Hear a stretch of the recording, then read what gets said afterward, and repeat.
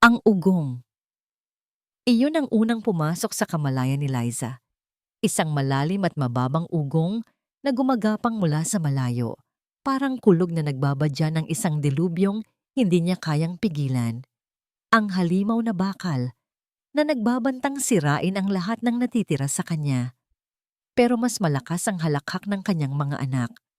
Mula sa bintanang gawa sa kapis, pinanood ni Liza ang tatlo niyang anghel.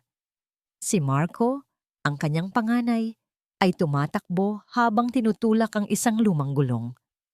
Si Maya naman, ang kanyang prinsesa, ay abala sa pag-aayos ng mga bulaklak na pinitas niya sa kanilang maliit na hardin. At si Bunso, si Lucas, ay masayang naglalaro sa alikabok. Ang kanyang mga munting kamay ay puno ng lupa. Napapikit si Liza at sinubukang kabisaduhin ang tunog na yon. Ang tunog ng kagalakan, ang tunog ng buhay. Ito na marahil ang huling pagkakataon na maririnig niya ito sa lugar na ito, sa tahanang ito. Isang mainit na likido ang gumapang sa kanyang mga mata. Mabilis niya itong pinunasan. Hindi siya iiyak. Hindi sa harap ng kanyang mga anak.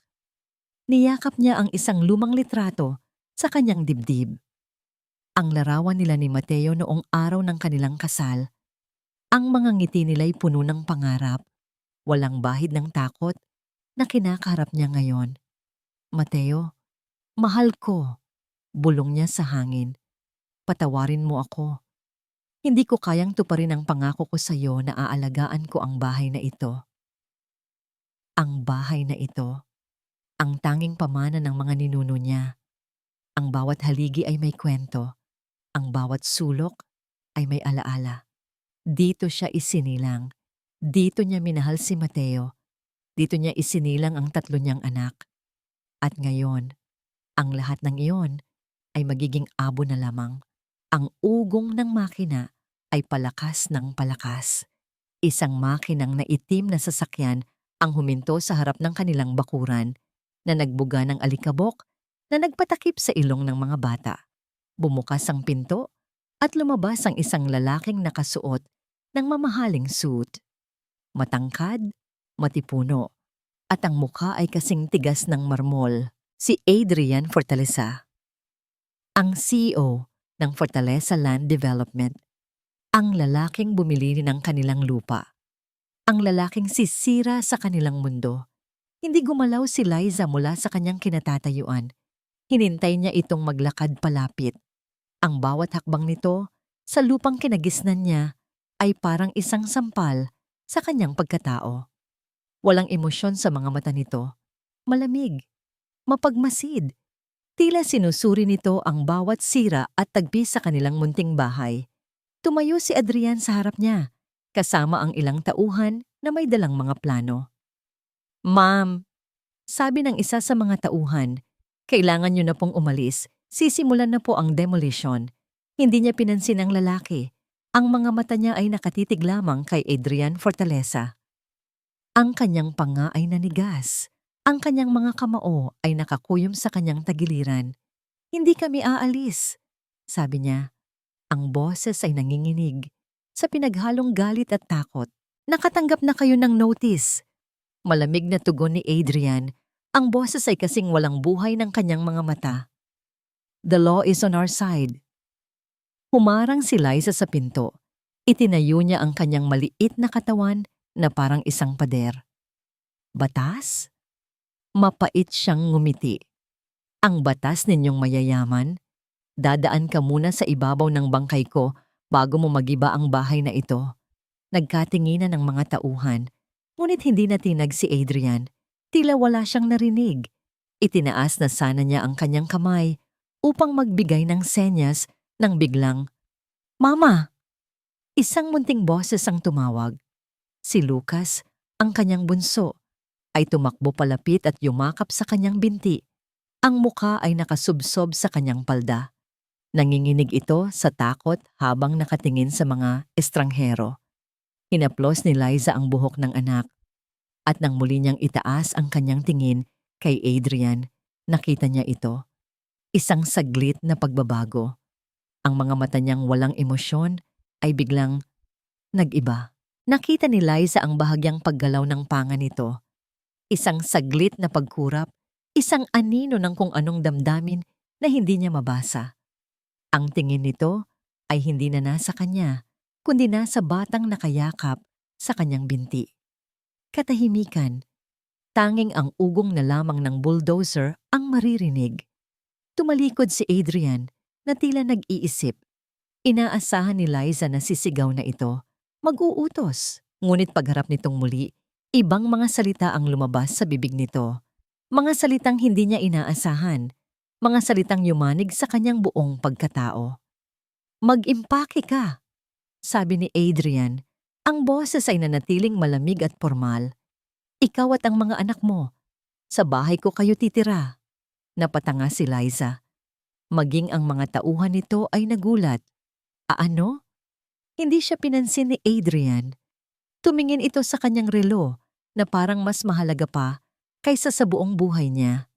Bibigyan kita ng 1 oras, sabi nito, bago tumalikod at naglakad pabalik sa kanyang sasakyan. Sumama ka sa akin o panoorin mong gumuho ang bahay na ito. Iti na nagbigay ng kaba kay Liza. Adrian, darling, sabi ng babae. Ang kanyang tingin ay paikot-ikot sa paligid na parang hinahanap niya ang pinagmulan ng isang masamang amoy. What is this I hear? Nagdala ka raw ng mga bisita? Napansin ng babae si Liza na nakatayo sa may pasilyo. Tumaas ang kilay nito. Naglakad ito palapit. Ang bawat hakbang ay may kasamang paghamak. Tiningnan siya nito mula ulo hanggang paa at pagkatapos ay ngumisi. So this must be the charity case, sabi nito. Sapat na malakas para marinig ni Liza. Binalingan nito si Adrian. Ano na naman itong pakulo mo, Adrian? You have a new taste, I see. Medyo exotic. Ang pangalan ng babae ay Vanessa. At sa mga mata nito, nakita ni Liza ang isang kaaway. She works here now, Vanessa. That's all. Mariing sabi ni Adrian na tila may pagkairita sa tono. Hindi na sumagot si Vanessa. Ngumiti lamang ito nang matamis kay Liza. Isang ngangiting hindi umabot sa kanyang mga mata. Isang ngangiting nangangako ng gulo. Gabi. Nakahiga si Liza sa malambot na kama. Yakap ang kanyang 3 anak na mahimbing nang natutulog. Ang silid ay komportable. Ang kumot ay mainit. Tahimik ang paligid. Ngunit hindi siya mapakali. Pinakinggan niya ang katahimikan ng malaking bahay. Hindi ito ang katahimikan na nagbibigay ng kapayapaan. Ito ang katahimikan ng isang puntod. Isang malawak at malamig na espasyo na puno ng mga multo ng nakaraan. Napatingin siya sa labas ng bintana, sa malawak na hardin na naliligo sa liwanag ng buwan. Para silang mga ibon na inilagay sa isang magandang hawla. Ligtas nga sila sa panganib, ngunit malaya pa ba sila? Napabuntong hininga siya. Ipinikit niya ang kanyang mga mata at inisip ang kanilang maliit na bahay.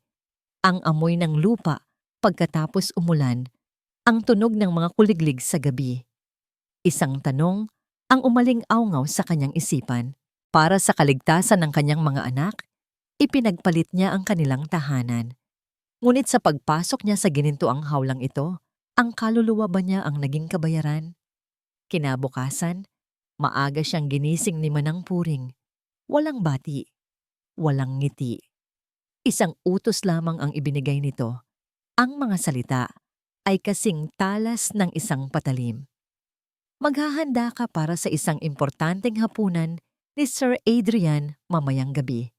Mga board member ang darating, sabi nito, habang iniaabot sa kanya ang isang listahan ng mga mamahaling putahe na hindi niya pa naririnig sa buong buhay niya. Huwag mong ipapahiya ang amo mo. Naiwan si Liza na nakatayo sa malawak at modernong kusina. Hawak ang listahan. Alam niya, alam na alam niya, ito ay isang pagsubok, isang bitag na inihanda para sa kanyang pagbagsak. Katahimikan, iyon ang batas sa mansyon ng mga fortaleza. Isang katahimikang maingat na inalagaan ni Adrian sa loob ng 5 taon. Ang katahimikang yon ang kanyang naging sandata laban sa mga alaala. ang kanyang pader laban sa mundo. Ngayon, wasak na ang pader na yon. Mula sa kanyang opisina na may dingding na salamin, sinubukan niyang mag-focus sa mga numero sa kanyang computer screen, ngunit imposible dahil meron siyang naririnig. Isang tunog na matagal nang nawala sa tahanang ito. Tawanan. Ang halakhak ng isang bata. Napasandal siya sa kanyang upuan at napapikit. Isang desisyon na ginawa niya dahil sa isang hindi maipaliwanag na bugso ng damdamin. At ngayon, ang buong mundo niya ay nagbago. Hindi niya alam kung bakit niya ginawa iyon. Nang makita niya ang bata na yumakap sa binti ni Liza, may kung anong kumirot sa puso niya. Isang kirot na pamilyar at masakit. Sa isang saglit, hindi si Liza at ang anak nito ang nakita niya, kundi si Clarice at ang kanilang munting si Sofia. Iwinaksin niya ang alaala. Trabaho. Kailangan niyang magtrabaho. Ngunit hindi siya mapakali. Dinala siya ng kanyang mga paa palabas ng opisina patungo sa direksyon ng kusina. Doon, nakita niya si Liza. Hindi ito natataranta sa listahan ng mga putaheng ibinigay ni Manang Puring. Sa halip, abala ito sa paghiwa ng mga gulay na pamilyar sa kanya. Ang mga kamay nito ay sanay, ang bawat galaw ay may tiwala. Taliwas sa inaasahan niya, hindi ito sumusunod sa menu. Gumagawa ito ng sarili niyang bersyon. Biglang tumakbo si Marco papasok ng kusina, may hawak na bola. "Mama, gutom na po ako," sabi nito. Hindi nagalit si Liza. Ngumiti lamang ito, isang nangiting nagpaliwanag sa buong silid. Kumuha siya ng isang pirasong bagong lutong tinapay, pinahiran iyon ng mantikilya at ibinigay sa anak. "Kumain ka muna nito, anak. Malapit nang maluto ang paborito mo," malambing niyang sabi. Nakatayo si Adrian sa dilim ng pasilyo, nagmamasid. Isang simpleng eksena, isang ina at isang anak. Ngunit para sa kanya, iyon ay isang obra maestra na matagal na niyang hindi nasisilayan. Naramdaman niya ang paninikip ng kanyang dibdib. Ganito dati ang bahay na ito. Puno ng buhay, puno ng init. Kinagabihan, dumating ang mga bisita. Mga lalaking makapangyarihan na may mga pekeng ngiti. Si Vanessa ay nasa tabi niya, ang reyna ng gabi, ipinagmamalaki ang mga pagkaing inihanda. Escargots, foie gras, mga pangalang dayuhan na walang kahulugan para kay Adrian. Naging maayos ang lahat hanggang sa nagsimulang maghain ng pangunahing putahe. Sa gitna ng mga mamahaling plato, inilabas ng mga katulong ang isang simpleng kaldero na gawa sa luwad. "And for the main course, something authentic from the heart of Batangas," anunsyo ni Vanessa na may bahagyang sarkasmo sa tono. Nangunot ang noo ng mga bisita. Ngunit nang mabuksan ang kaldero, isang mabangong amoy ang kumalat sa buong silid. Ang amoy ng karneng niluto ng matagal, ng mga pampalasang pamilyar, ng isang lutong bahay. Si Mr. Tan, ang pinakamalaking investor ng kumpanya, ang unang sumubok. Kumuha ito ng kaunti, maingat na isinubo. Tumahimik ang lahat. Pagkatapos, ngumiti si Mr. Tartan. Isang tunay na ngiti. "Ano ito?" tanong niya. "Kaldereta po," sagot ng isang katulong. "Hindi," sabi ni Mr. Tan, habang kumukuha pa ng mas marami. "Ito ang lasa ng tahanan. Ito ang pinakamasarap na kaldereta na natikman ko sa buong buhay ko." Sunod-sunod na sumang-ayon ang ibang mga bisita. Kinalimutan na ang mga putaheng Pranses at sabik na pinag-agawan ang kaldereta. Nakita ni Adrian ang pagbabago sa mukha ni Vanessa. Ang ngiti nito ay nanigas. Ang mga mata nito ay nag-aapoy sa galit. Isang kahihiyan na hindi nito matanggap. Pagkatapos ng hapunan, nang umalis na ang mga bisita, hinanap ni Adrian si Liza. Nakita niya ito sa kusina. Tahimik na naghuhugas ng mga pinggan. "Liza!" Nagulat ito at lumingon. "Sir Adrian!" Naglakad siya palapit. "Salamat," sabi niya. Isang simpleng salita, ngunit puno ng kahulugan na hindi niya kayang ipaliwanag. You saved the night. Napayo ko si Liza. Trabaho ko lang po iyon, sir. Hindi, sabi ni Adrian. You did more than that. Isang sandali ng katahimikan ang namagitan sa kanila. Isang katahimikang hindi malamig, kundi puno ng mga salitang hindi masabi. Kinagabihan, sa kanyang malawak na kama, hindi siya dinalaw ng antok. Sa halip, isang pamilyar na bangungot ang dumalaw sa kanya. Ulan, ang madulas na kalsada, ang sigaw ni Clarice, ang tunog ng nababasag na salamin, at ang nakakabinging katahimikan pagkatapos. Nagising siyang humihingal, ang pawis ay namumuo sa kanyang noo. Tinawag niya ang isang pangalan sa dilim. Clarice! Bumangon siya at nagpunta sa balkonahe. Umaasang ang malamig na hangin ay magpapatahan sa nagwawalang demonyo sa kanyang isipan. At doon niya narinig ito, isang himig. Isang malambing at pamilyar na himig na nagmumula sa bintana ng kwarto ni Liza. Isang oyayi, isang kantang madalas niyang marinig noon. Ang kantang madalas awitin ni Clarice para patulugin si Sofia na patigil si Adrian. Ang hangin ay tila nawala sa kanyang mga baga. Ang puso niya, na matagal nang naging bato, ay biglang dinurog. Ang init na naramdaman niya kanina sa kusina ay bumalik. Ngunit ngayon, may kasama itong matinding kirot. Nakatayo siya roon, sa dilim ng gabi, isang bilanggo ng sarili niyang mansyon, nakikikinig sa isang multo na umaawit mula sa nakaraan. Lumipas ang mga araw na parang agos ng isang tahimik na ilog. Para kay Liza ang bawat umaga ay isang hamon na harapin ang matalim na tingin ni Manang Puring at ang artificial na ngiti ni Vanessa na mas madalas nang bumisita ngayon. Ngunit ang bawat gabi ay isang munting tagumpay kapag yakap na niya ang kanyang mga anak sa kaligtasan ng kanilang silid. Ngunit may isang bagay na unti-unting nagbabago. Si Adrian Fortaleza. Hindi na siya ang malamig na anino na nagmamasid lamang mula sa kanyang opisina. Minsan, nadadatnan niya itong nakikipaglaro ng bola kay Marco sa hardin. Sa ibang araw, nakikita niya itong tinuturuan si Maya kung paano gumuhit gamit ang isang mamahaling tablet. Isang hapon, nakita ni Liza na sira ang kadena ng lumang bisikleta ni Marco. Umiiyak ang bata sa isang sulok. Akmang lalapitan na niya ito nang makita niyang lumabas si Adrian mula sa bahay.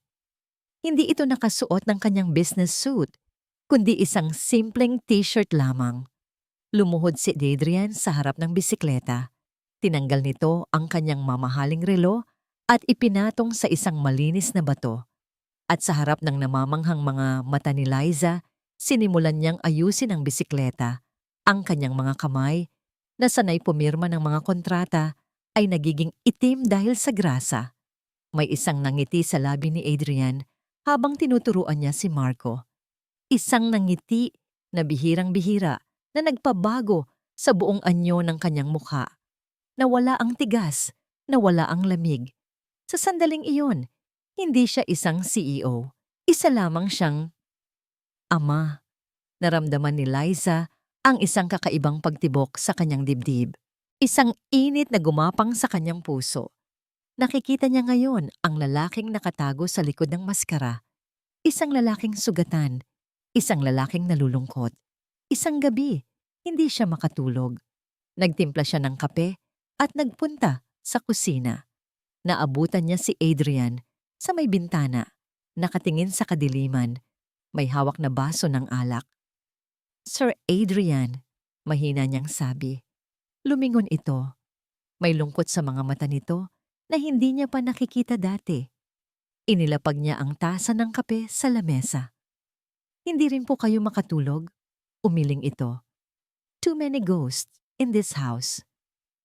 Ang mga multo po, minsan, kailangan lang ng kausap para matahimik. Sagot ni Liza. Hindi alam kung saan nanggaling ang kanyang lakas ng loob. Tumingin ito sa kanya. Isang tinging tila tumatagos sa kanyang kaluluwa. Paano mo kinakaya? Tanong nito. Ang mag-isa. Napabuntong hininga si Liza. Hindi naman po ako tunay na mag-isa. Kasama ko po ang mga alaala at ang mga pangarap ko para sa aking mga anak. Iyon po ang nagpapalakas sa akin. Isang mahabang katahimikan. Ngunit sa pagkakataong ito, komportable. Isang pag-unawa sa pagitan ng dalawang taong parehong nakaranas ng matinding kawalan. Ngunit hindi lahat ay natutuwa sa namumuong init sa mansyon. Nakita ni Manang Puring ang lahat, ang mga ngiti, ang mga tinginan, at hindi niya ito gusto. Bilang taong nag-alaga kay Adrian mula pagkabata, ang katapatan niya ay nasa yunimaong si Clarice. Isang araw, hinarang niya si Liza sa pasilyo. Huwag kang masyadong umasa, babae, mariin niyang sabi. Ang pwesto ni Ma'am Clarice ay hindi mapapalitan ni numan, lalo na ng isang katulad mo. Huwag mong kalimutan kung saan ka lang nanggaling. Ang mga salita ay tumusok sa puso ni Liza, ngunit hindi siya nagpatinag. Nginitian lamang niya ng malungkot si Manang Puring. Wala po akong gustong palitan. Nandito lang po ako para magtrabaho. Ngunit may isang taong hindi kontento sa mga babala lamang. Sa isang mamahaling restaurant sa syudad, nakipagkita si Vanessa sa isang lalaking may kaduda-dudang reputasyon, isang private investigator. Inilapag ni Vanessa ang isang makapal na sobre sa lamesa. Gusto kong malaman ang lahat tungkol sa babaeng iyan. Sabi ni Vanessa, ang kanyang mga kuko na pula ay naglalaro sa gilid ng kanyang wine glass. Liza, ano man ang apelyido niya, at lalo na, gusto kong malaman ang lahat tungkol sa namayapan niyang asawa, si Mateo. Ngumisi ang investigator. Anong klaseng impormasyon ang hanap natin, ma'am? Ngumiti si Vanessa, isang ngangiting tila ahas. Lahat. Bawat kahinaan, bawat pagkakamali, bawat baho na tinatago niya. Gusto kong sirain siya. Gusto kong gawing abo ang kanyang pagkatao sa paningin ni Adrian. Kinabukasan, habang masayang nagdidilig ng halaman si Liza sa hardin, hindi niya alam na sa kabilang linya ng telepono, ang kanyang nakaraan ay unti-unti nang hinuhukay. Nakatanggap si Vanessa ng isang tawag. Ma'am Vanessa? Sabi ng boses sa kabilang linya. Ano? May nahanap ka na ba? Iritabling tanong niya. Opo, ma'am. Sagot ng investigator. May pananabik sa boses nito. At hindi lang basta pagkakamali ang nahanap ko. Ano iyon? Sabihin mo na. Nakahanap po ako ng isang utang, ma'am. Isang malaking utang na hindi nabayaran. Ang gabi ay dumating kasama ng isang malakas na bagyo. Ang hangin ay humahagupit sa mga bintana at ang ulan ay walang tigil sa pagbuhos na tila gustong lunurin ang buong mundo. Ang mga bata ay takot na takot sa malalakas na kulog kaya't magkakatabi silang natutulog sa kama ni Liza, yakap-yakap ang isa't isa. Si Adrian ay nasa kanyang opisina, sinusubukang magtrabaho. Ngunit ang ingay ng bagyo sa labas ay hindi kayang talunin ang ingay sa loob ng kanyang isipan. Ang mga alaala ay muling nagbabalik. Mas malinaw, mas masakit. Ang gabi ng aksidente. Umuulan din ng ganoon kalakas. Bigla, isang malakas na kidlat ang gumuhit sa kalangitan na sinundan ng isang dagundong na yumanig sa buong bahay. At pagkatapos, kadiliman. Nawalan ng kuryente. Narinig ni Adrian ang sigaw ng mga bata mula sa kabilang kwarto. Mabilis siyang kumilos, kinuha ang kanyang cellphone at ginamit ang flashlight nito para hanapin ang emergency lights. Pagbukas niya ng pinto, nakita niya si Liza sa pasilyo. Nanginginig ngunit pilit na pinapakalma ang sarili. Hawak nito ang isang kandila na nanginginig din ng apoy. Okay lang kayo? Tanong ni Adrian. Ang kanyang boses ay mas malumanay kaysa sa kanyang intensyon. Ang mga bata, takot po sila sa dilim. Sagot ni Liza. Naglakad sila papunta sa kwarto ng mga bata. Sa liwanag ng kandila at cellphone, Nakita ni Adrian ang takot sa mga mukha ng tatlong anghel. Agad na lumapit si Liza sa kanila. "Huwag kayong matakot mga anak," sabi niya. Ang boses ay malambing na parang isang uyayi. "Nandito si Mama. Gawa tayo ng anino sa pader, gusto nyo?" Umupo si Adrian sa isang sulok sa dilim at pinanood ang eksena. Pinanood niya kung paano ginawang isang palabas ni Liza ang kadiliman. Ang kanyang mga kamay ay naging isang ibon, isang aso, isang kuneho sa pader. Unti-unti, ang mga hikbi ng mga bata ay napalitan ng mga hagik-hik. Ang bahay ay hindi na malamig at nakakatakot. Sa liwanag ng munting kandila, ito ay naging isang tahanan. Nang makatulog na ang mga bata, dahan-dahang lumabas si Liza. Nagulat siyang makita si Adrian na naghihintay pa rin sa may pintuan. "Salamat," muling sabi ni Adrian. "Para saan po?" "Para sa liwanag," sagot niya. At alam nilang pareho na hindi ang kandila ang tinutukoy niya. Nagpunta sila sa kusina. Nagtimpla si Liza ng mainit na tsokolate gamit ang isang delata at maliit na gas stove. Umupo sila sa tapat ng isa't isa sa lamesa. Tanging isang kandila ang nasa kanilang pagitan. Ang apoy nito ay sumasayaw at lumilikha ng mga anino sa kanilang mga mukha. Ang bahay na ito, pagsisimula ni Adrian, ang kanyang boses ay bahagyang paos. 5 taon itong walang buhay, walang halakhak, walang init, hanggang sa dumating kayo. Tumingin siya kay Liza at sa pagkakataong yon, tuluyan ng gumuho ang pader na itinayo niya sa paligid ng kanyang puso. Nakita ni Liza ang lahat sa kanyang mga mata. Ang sakit, ang pagsisisi, ang matinding kalungkutan. "Hindi ko alam kung paano muling mabuhay, Liza." Pag-amin niya, ang kanyang boses ay halos isang bulong. "Hindi ko alam kung paano magpatuloy." Inabot ni Liza ang kanyang kamay at marahang ipinatong sa ibabaw ng kamay ni Adrian na nakapatong sa lamesa. Isang simpleng haplos, ngunit para kay Adrian, iyon ay parang isang kuryenteng gumising sa kanyang natutulog na kaluluwa. "Hindi po kayo nag-iisa," sabi ni Liza. Ang ulan sa labas, ang tibok ng kanilang mga puso sa loob, ang liwanag ng kandila. Hindi na napigilan ni Adrian ang sarili. Ang distansya sa pagitan nila ay biglang nawala. Dahan-dahan, na parang natatakot na baka isa lamang itong panaginip, inilapit niya ang kanyang mukha sa mukha ni Liza. Hinaplos ng kanyang hinlalaki ang pisngi nito at hinalikan niya ito. Isang halik na puno ng pasasalamat, puno ng kalungkutan, puno ng isang pag-asa na matagal na niyang kinalimutan. Nagulat si Liza sa simula, ngunit pagkatapos ay ipinikit niya ang kanyang mga mata at tinugon ang halik. Sa sandaling iyon, hindi sila amo at kasambahay. Sila ay dalawang sugatang kaluluwa na nakahanap ng kanlungan sa isa't isa sa gitna ng isang malakas na bagyo. Ngunit sa labas ng bintana ng kusina, sa gitna ng malakas na ulan at kadiliman, may isang aninong nakatayo. Si Vanessa. Dumating siya para sorpresahin si Adrian, dala ang balita tungkol sa utang ni Mateo. Ngunit siya ang nasurpresa.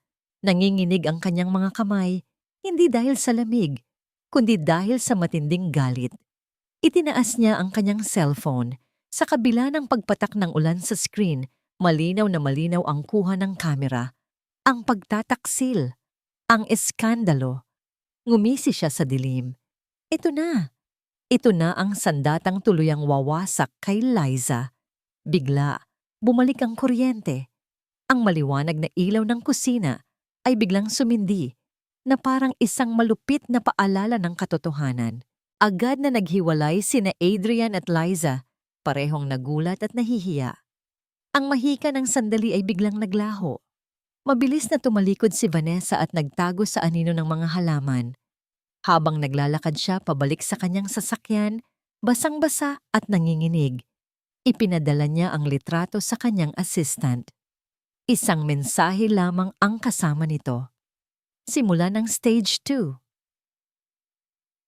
Ang umaga pagkatapos ng bagyo ay mapanlinlang na payapa. Ang araw ay sumikat na parang walang nangyari. Ang mga ibon ay muling umawit. At ang hardin ay nagniningning dahil sa mga butil ng hamog. Ngunit para kay Liza, ang hangin ay mas mabigat, mas nakak-suffocating kaysa dati. Pagkatapos ng halik, iniwasan ba nila ang isa't isa ni Adrian. Isang pader na hindi nakikita ang muling itinayo sa pagitan nila. Mas mataas at mas matibay kaysa dati. Gawa sa pinaghalong hiya, pagkalito, at takot. Alam ni Liza na isang linya ang kanilang tinawid. Isang linyang hindi na nila maaaring balikan. Habang naghahanda siya ng almusal, naramdaman niya ang matalim na tingin ni Manang Puring. Ngunit may kakaiba sa tingin nito ngayon. Hindi na lang ito basta paghamak. Mayroon ng bahid ang tagumpay na parang may alam itong hindi alam ni Liza. May bisita kayata sa labas, sabi ni Manang Puring habang inilapag ng malakas ang isang tablet sa mesa ng kusina. Nagtataka, tiningnan ni Liza ang screen. Ang kanyang mundo ay gumuho. Isang article mula sa isang sikat na gossip website. Ang headline ay nakasulat sa malalaki at mapanirang mga letra. Fortaleza CEO, biktima ng isang Cinderella scheme. Ang biyuda, may itinatagong sekreto. At sa ibaba nito, ang litrato. Ang litrato nila ni Adrian sa kusina. Malabo, kuha mula sa labas ng bintana. Ngunit hindi maikakaila. Ito ay isang halik. Isang ninakaw na sandali na ngayon ay ginawang isang maruming iskandalo para pagpiestahan ng lahat.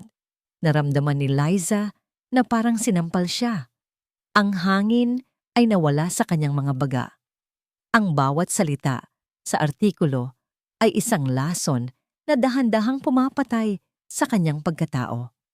Sinasabi doon na isa siyang gold digger, isang oportunista na ginamit ang kanyang mga anak para maakit ang isang bilyonaryo. Samantala, sa Fortaleza Tower, ang impyerno ay nagsisimula pa lamang. Pinatawag si Adrian sa isang emergency board meeting. Pagpasok niya sa conference room, sinalubong siya ng mga matatalim na tingin at mga bulungan. Ang article ay nakabukas sa laptop ng bawat miyembro ng board.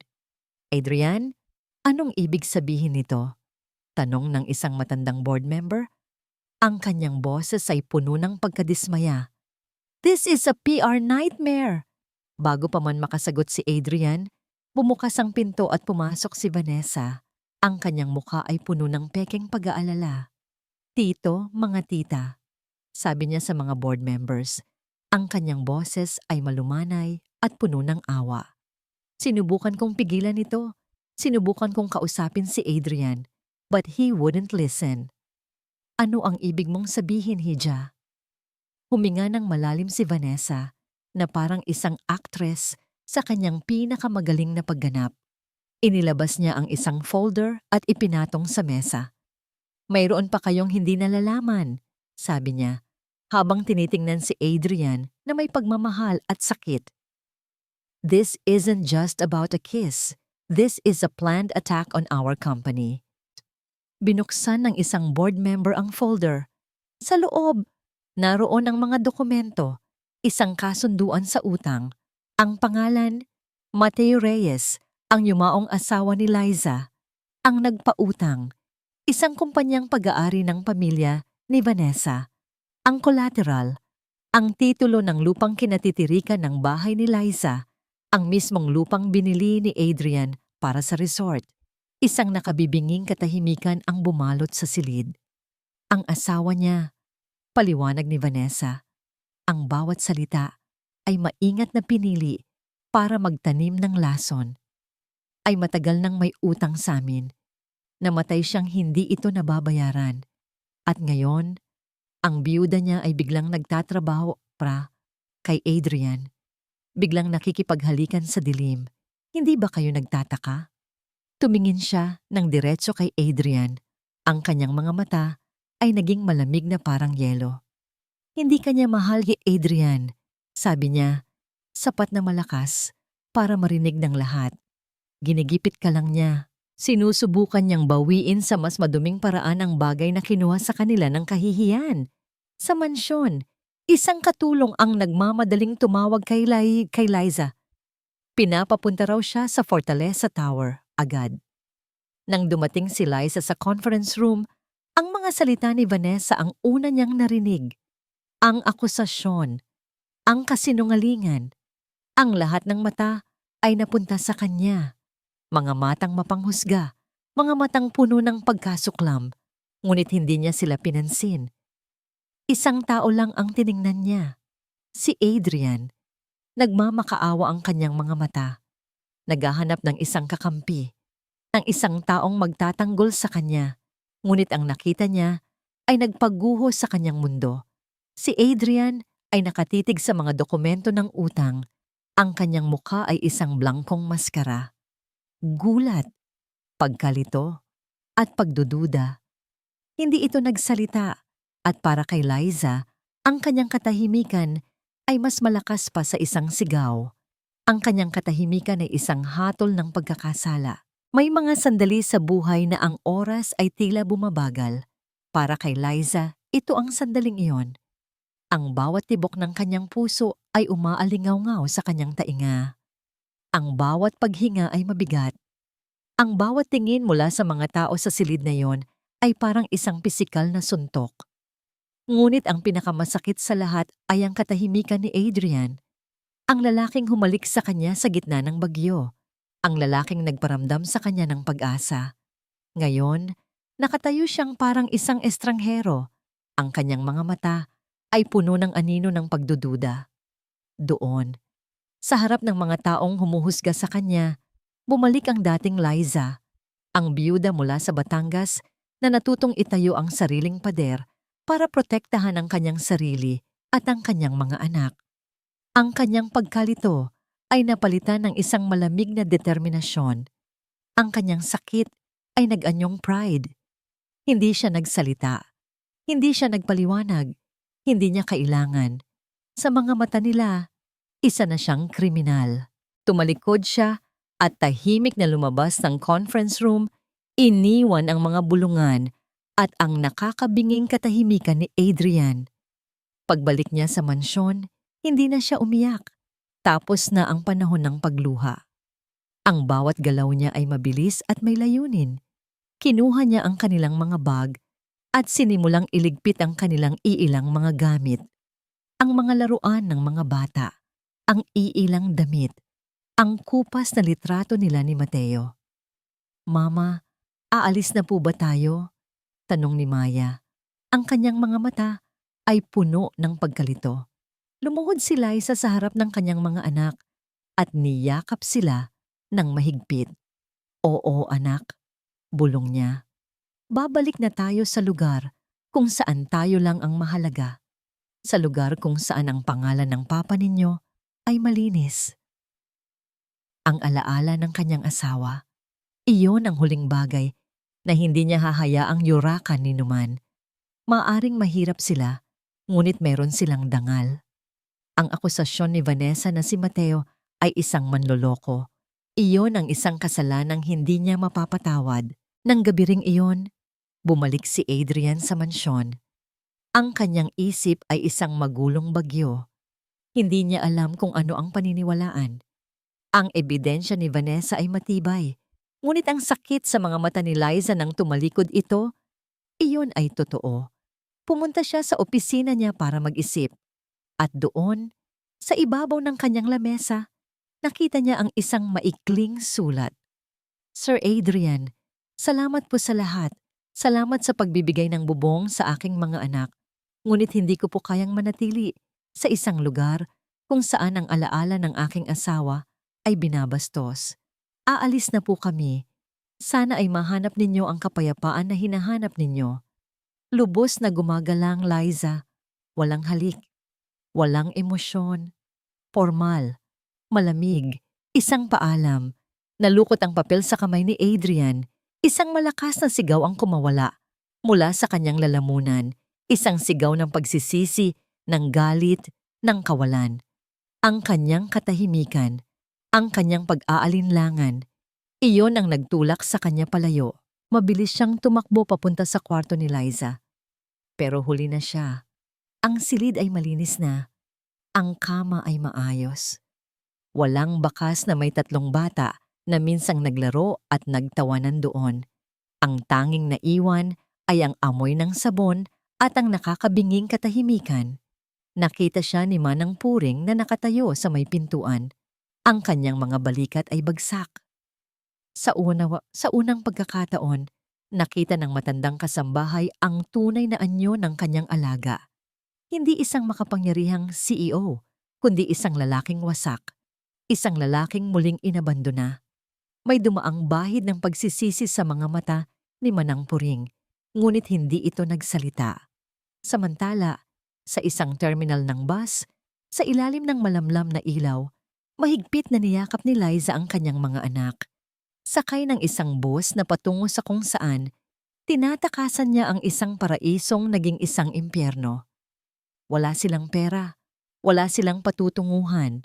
Ang tanging dala niya ay ang kanyang mga anak at ang kanyang basag na puso. Ngunit sa sandaling iyon, naramdaman niyang mas malaya siya kaysa dati. Inalis niya ang kanyang sarili mula sa gintong hawla. Ngunit sa paglipad niya palayo, hindi niya alam kung meron pa ba siyang babalikan. Ang mansyon ay muling binalot ng katahimikan, ngunit hindi na ito ang katahimikang hinangad ni Adrian. Ito ay isang katahimikang mapanurot, isang katahimikang sumisigaw ng kanyang pinakamalaking pagkakamali. Ang bawat sulok ay nagpapaalala sa kanya ng tawa ni Marco, ng mga tanong ni Maya, ng munting yakap ni Lucas, at higit sa lahat, ang bawat anino ay nagpapaalala sa kanya ng mga mata ni Liza, mga matang puno ng pag-asa na sinuklian niya ng pagdududa. Ang sakit na naramdaman niya ay mabilis na nag-apoy at naging galit. Galit sa sarili. Galit kay Vanessa. Galit sa mundo. Ngunit sa ilalim ng lahat ng iyon, isang bagong damdamin ang umusbong. Determinasyon. Sa loob ng 5 taon, hinayaan niyang ang multo ng nakaraan ang magdikta sa kanyang buhay. Hinayaan niyang balutin siya ng kasalanan at kalungkutan. Ngayon, hindi na. Hindi niya hahayaang ang pangalawang pamilyang ito ay mawala sa kanya dahil sa kanyang kaduwagan. Kinuha niya ang kanyang telepono, hindi para tawagan si Liza. Alam niyang hindi pa ito ang tamang panahon. Tinawagan niya ang pinuno ng kanyang legal at security team, isang taong pinagkakatiwalaan niya ng buo. "Mark, I need a team. The best you can find," sabi ni Adrian. Ang kanyang boses ay kalmado, ngunit may bakal na bigat. "I want you to investigate Vanessa and her family's company. I want you to dig into everything. Financial records, business dealings, private communications, everything. And I want it done yesterday." Nagulat ang nasa kabilang linya, ngunit alam niyang hindi dapat magtanong. "Yes, sir," right away. At isa pa, dagdag ni Adrian, "Hanapin mo si Liza at ang mga anak niya. I don't want her to know. Just find them. Make sure they are safe. I-report mo sa akin ang bawat galaw nila." Pagkatapos ng tawag, tumayo si Adrian at lumapit sa isang pader sa kanyang opisina. Sa isang pindot, isang nakatagong panel ang bumukas na naglalaman ng isang nag-iisang larawan. Ang larawan ni Clarice at Sofia nakangiti. Tinitigan niya ito ng matagal. Hindi na siya nagtatago. Hindi na siya umiiwas. "Patawarin mo ako. Mahal," bulong niya. "Patawarin mo ako dahil sa loob ng 5 taon, sinisi ko ang sarili ko. Patawarin mo ako dahil hinayaan kong mamatay din ang puso ko kasama ninyo." Marahan niyang hinaplos ang larawan. Pero ngayon, kailangan ko nang mabuhay muli. Para sa kanila, hindi ko hahayaang maulit ang pagkakamali ko. I will not lose another family. Sa mga sumunod na araw, si Adrian ay naging isang bagyo ng enerhiya. Ginamit niya ang lahat ng kanyang yaman at kapangyarihan, habang ang kanyang team ay naghuhukay sa mga sekreto ni Vanessa. Sinimulan niyang alamin ang katotohanan tungkol sa utang ni Mateo. Nahanap niya ang matandang notaryo na nagpatibay ng dokumento. Sa una, ayaw nitong magsalita. Ngunit sa tamang pressure, umamin ito. Pinilit lamang siya ng mga tao ni Vanessa na pirmahan ang isang pekeng dokumento. Ang orihinal na utang ay mas maliit at matagal nang nabayaran ni Mateo bago ito mamatay sa pamamagitan ng pagbebenta ng isang maliit na bangka. Ang lahat ng ito ay isang gawa-gawa, isang masalimuot na bitag. Samantala, natunto ng kanyang mga tauhan si Liza. Nakatira sila ngayon sa isang maliit na silid sa isang kumbento sa malayong probinsya, sa tulong ng isang madre na dati nilang kapitbahay. Isang gabi, hindi na natiis ni Adrian. Lihim siyang nagmaneho papunta sa lugar na yon. Mula sa kanyang sasakyan sa kabilang kalsada, sa likod ng mga puno, pinanood niya sila. Nakita niya si Liza na naglalaban ng kanilang mga damit sa isang lumang batya. Nakita niya ang mga bata na naghahabulan sa maliit na hardin ng kumbento, payak ngunit masaya. Simple ang buhay nila, mahirap, ngunit magkakasama sila at ligtas. Isang matinding kirot ang tumagos sa puso ni Adrian. Gusto niyang bumaba, gusto niyang tumakbo palapit at yakapin sila. Gusto niyang humingi ng tawad, ngunit pinigilan niya ang sarili. Hindi pa ito ang oras, hindi sapat ang salita. Kailangan niyang ibalik ang dangal na ninakaw mula sa kanila bago siya muling humarap kay Liza. Pagbalik niya sa Maynila, isang tawag ang naghihintay sa kanya. Si Mark, ang pinuno ng kanyang team. "Sir, we have it," sabi nito. May pagmamadali sa boses. "The smoking gun." "What is it?" tanong ni Adrian. "Vanessa has been embezzling money from the resort project. For months, iyon ang ginagamit niyang pambayad sa mga utang ng kumpanya ng pamilya niya para hindi ito bumagsak. The debt story was just a smokescreen to discredit Liza and to get you to marry her faster to finalize a merger." Napaupo si Adrian. Ang lawak ng panloloko ay nakakagulat. "And sir," dagdag ni Mark, "mayroon pa. We found the accountant she forced to falsify the records. The man was scared, but he agreed to talk. He has a recording, sir. Isang recording ng pag-uusap nila ni Vanessa. Kitang-kita ang pagbabanta niya." Napatayo si Adrian.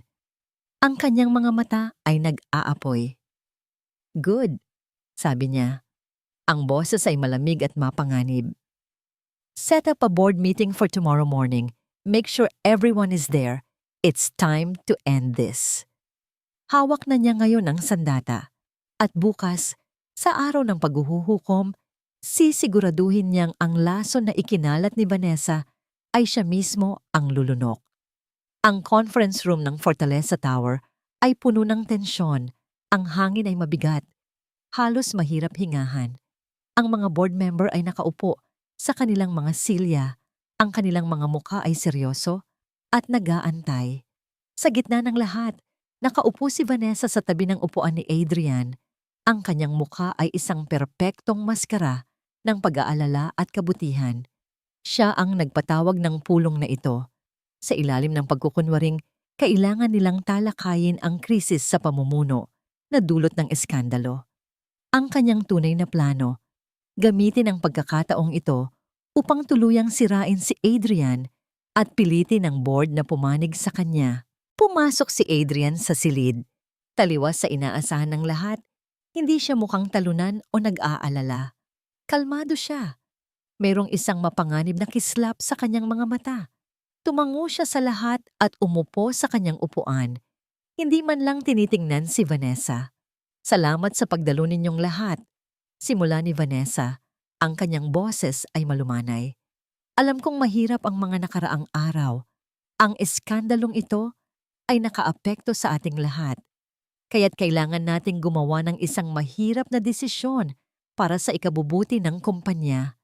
Nagpatuloy siya sa kanyang talumpati, puno ng mga salitang nagpapahiwatig ng kawalang kakayahan ni Adrian na pamunuan ng kumpanya, na ang kanyang personal na buhay ay nakakasira sa kanilang reputasyon.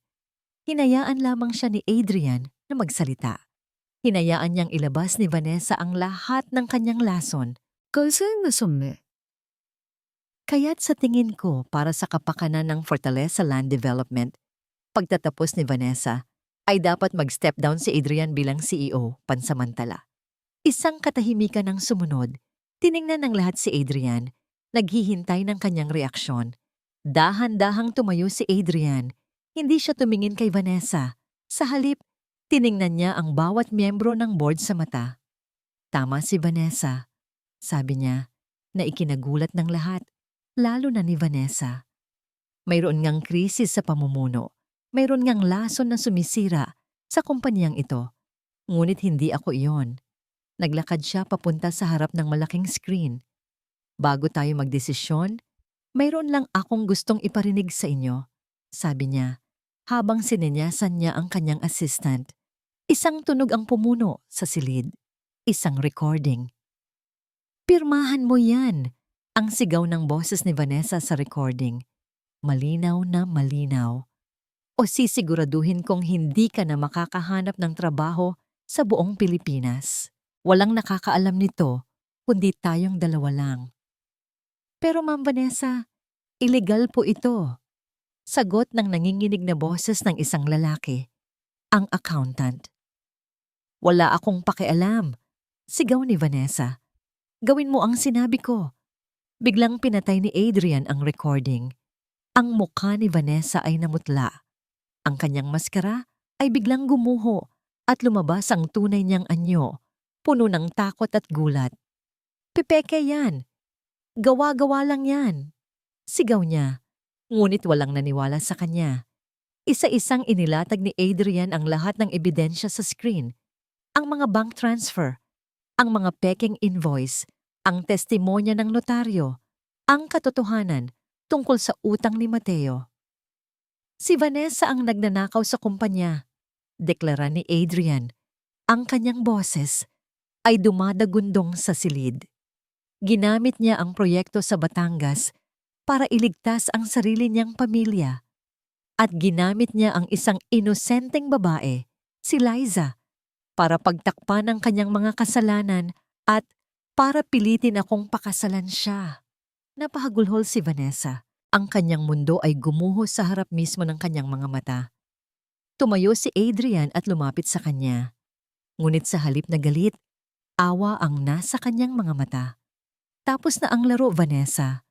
Tumingin si Adrian sa board. Oo, nagkamali ako. Pag-amin niya, nagkamali ako nang hinayaan kong ang sarili kong sakit at kasalanan mula sa nakaraan ang bumulag sa akin. Nagkamali ako nang hindi ko agad nakita ang katotohanan. At higit sa lahat, nagkamali ako nang hinayaan kong masaktan ang isang mabuting tao dahil sa aking katahimikan. Huminga siya ng malalim.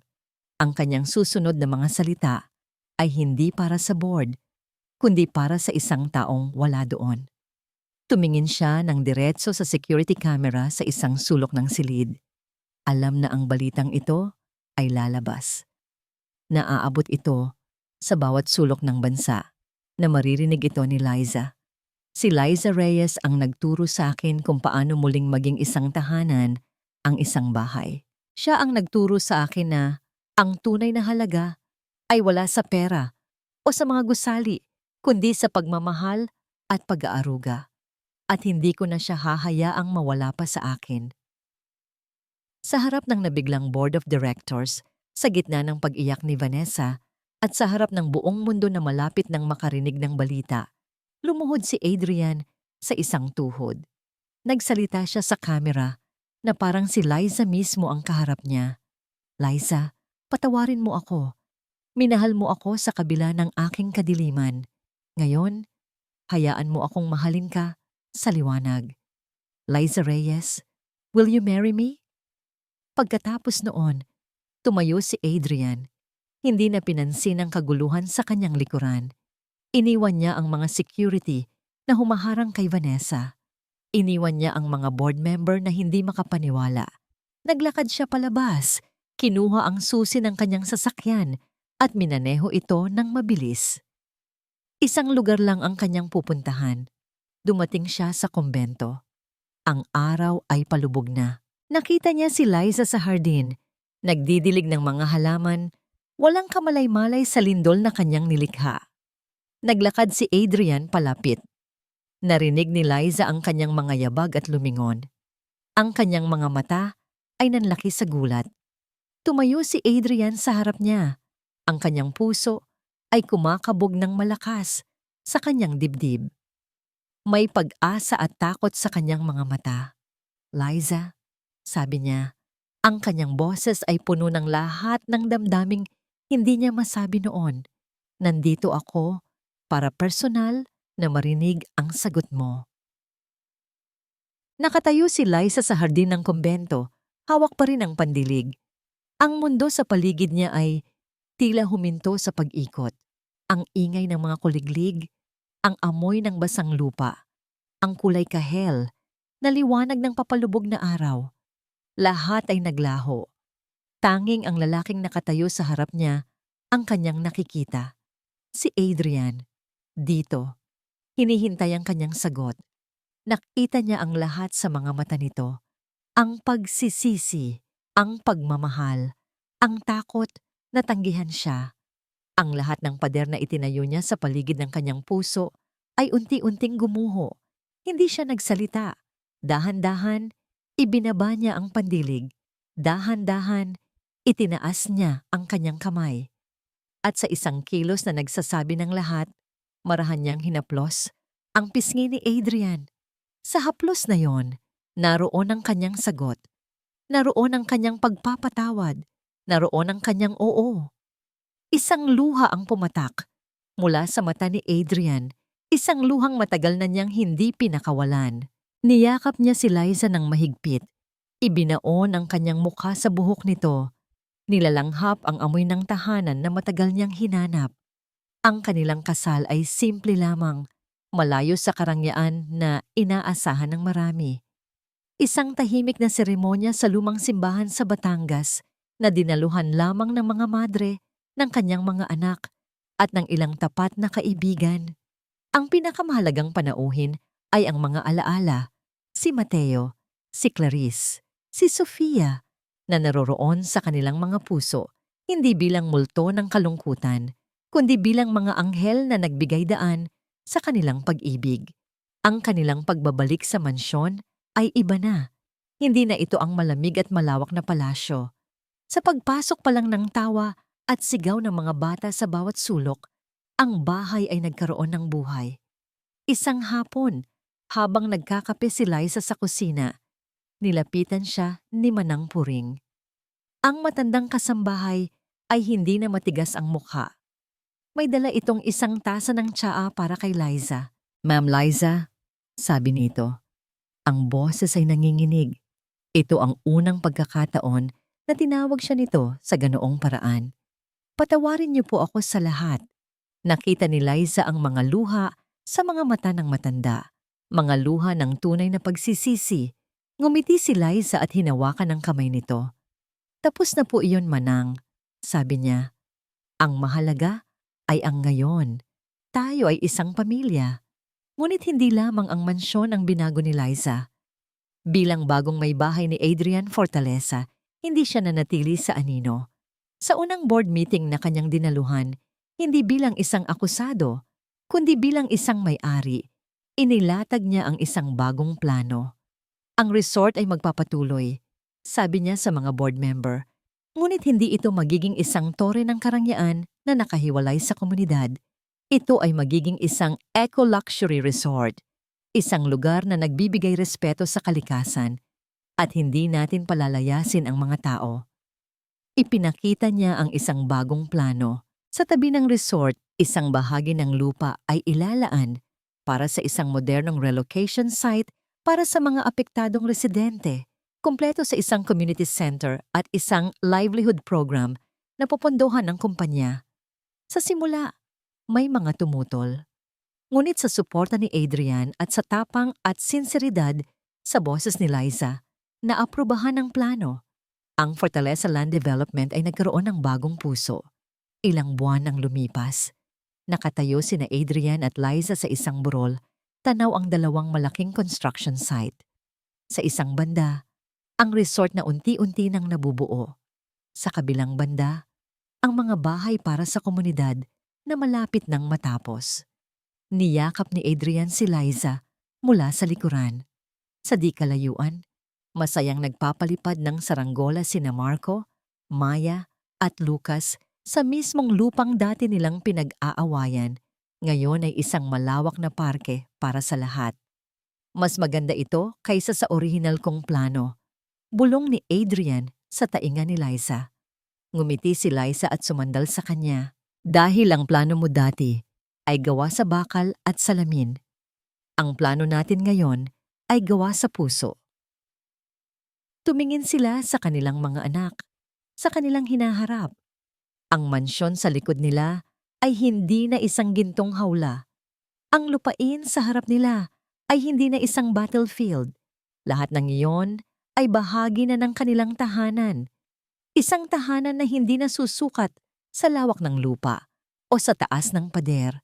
Isang tahanan na itinayo sa ibabaw ng mga durog na puso, pinagtibay ng pagpapatawad at binuo ng isang pag-ibig na nagpapatunay na ang pinakamatibay na pundasyon sa lahat ay ang pag-asang laging may bagong simula. Biglang may lumapit na katulong, may dalang isang sobre para kay Adrian. Galing po sa Correo, sir, sabi nito. Binuksan ito ni Adrian. Isang maikling sulat, ang sulat kamay ay pamilyar at puno ng galit. Galing sa kulungan. Adrian, akala mo tapos na. Nagkakamali ka. Maghintay ka lang. Vanessa. Tiningnan ni Adrian ang sulat at pagkatapos ay tiningnan niya ang kanyang masayang pamilya. Walang bakas ng takot sa kanyang mukha. Dahan-dahan niyang nilukot ang papel hanggang sa maging isang maliit na bola at ibinulsa ito. Ang mga multo ng nakaraan ay maaaring bumalik, ngunit hindi na siya natatakot. Dahil ngayon, alam na niya kung ano ang kanyang ipinaglalaban at hinding-hindi na niya ito muling bibitawan.